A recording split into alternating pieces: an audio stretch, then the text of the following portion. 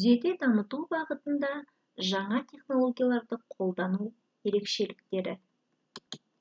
Тауық пен балапан дидактикалық ойыны киізден жасалған.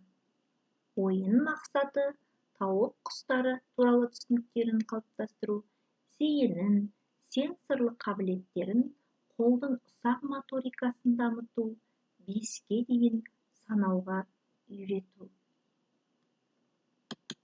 Келесі ойын көңілді есеп дидактикалық құралы. Ойын мақсаты ауызша санау дағдыларын қалыптастыру және бекіту. Тура кері санауды, сан мен шаманың корреляциясын бекіту. Жыл мезгілі ағашы. Мақсаты мектеп жасына дейінгі балаларда табиғаттың маусымдық өзгерістері, жыл мезгілдері туралы түсініктерін қалыптастыру. Жыл мезгілдері киізден жасалған әзірлеуші планшет.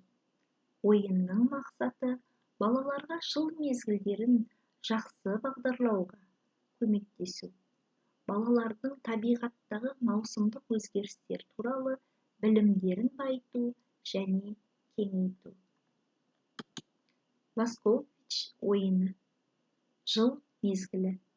Ойынның мақсаты балаларға жыл мезгілдерін жақсы бағдарлауға көмектесу.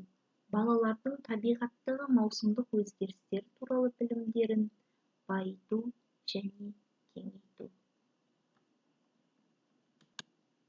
Квест технологиясы.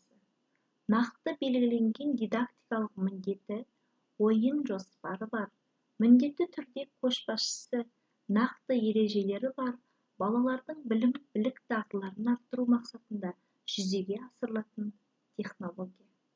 Көптеген квесттерге балалар ғана емес, ата-аналар да қатысады. Квест технологиясы балалардың білім беру дағдыларын дамыта отырып, жан-жақтылығын жүзеге асырады. Баланың эмоционалдық және интеллектуалдық белсенділігін арттырады. Назарларыңызға